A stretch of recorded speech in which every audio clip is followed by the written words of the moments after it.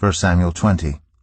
Then David fled from Naioth at Ramah, and went to Jonathan and asked, "What have I done? What is my crime? How have I wronged your father that he is trying to kill me?" "Never," Jonathan replied. "You are not going to die. Look, my father doesn't do anything great or small without letting me know. Why would he hide this from me? It isn't so."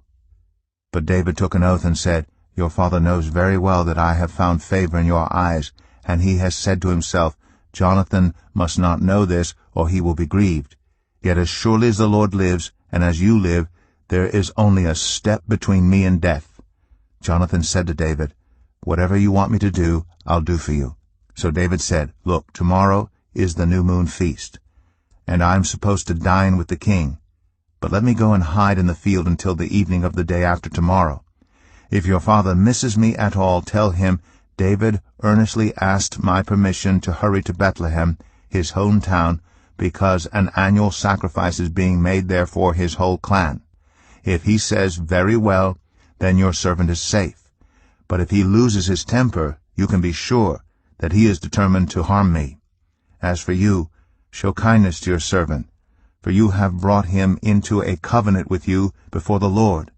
If I am guilty, then kill me yourself. Why hand me over to your father?" "Never," Jonathan said. "If I had the least inkling that my father was determined to harm you, wouldn't I tell you?"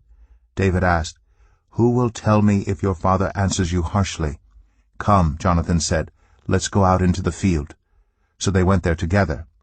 Then Jonathan said to David, "I swear by the Lord, the God of Israel, that I will surely sound out my father by this time the day after tomorrow. If he is favorably disposed toward you, will I not send you word and let you know? But if my father intends to harm you, may the Lord deal with Jonathan, be it ever so severely, if I do not let you know and send you away in peace. May the Lord be with you as he has been with my father. But show me unfailing kindness like the Lord's kindness as long as I live, so that I may not be killed. And do not ever cut off your kindness from my family, not even when the Lord has cut off every one of David's enemies from the face of the earth." So Jonathan made a covenant with the house of David, saying, "May the Lord call David's enemies to account."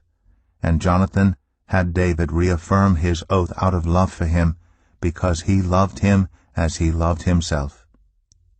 Then Jonathan said to David, "Tomorrow is the new moon feast. You will be missed, because your seat will be empty. The day after tomorrow, toward evening, go to the place where you hid when this trouble began, and wait by the stone Ezel. I will shoot 3 arrows to the side of it, as though I were shooting at a target. Then I will send a boy and say, 'Go find the arrows.' If I say to him, 'Look, the arrows are on this side of you, bring them here,' then come, because as surely as the Lord lives, you are safe, there is no danger. But if I say to the boy, 'Look, the arrows are beyond you,' then you must go, because the Lord has sent you away. And about the matter you and I discussed, remember, the Lord is witness between you and me forever." So David hid in the field, and when the new moon feast came, the king sat down to eat. He sat in his customary place by the wall opposite Jonathan, and Abner sat next to Saul, but David's place was empty. Saul said nothing that day, for he thought, "Something must have happened to David to make him ceremonially unclean. Surely he is unclean."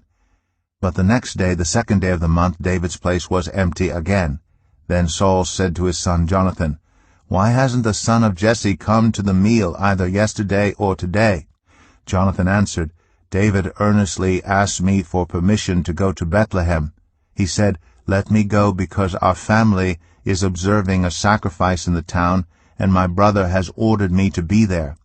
If I have found favor in your eyes, let me get away to see my brothers.' That is why he has not come to the king's table."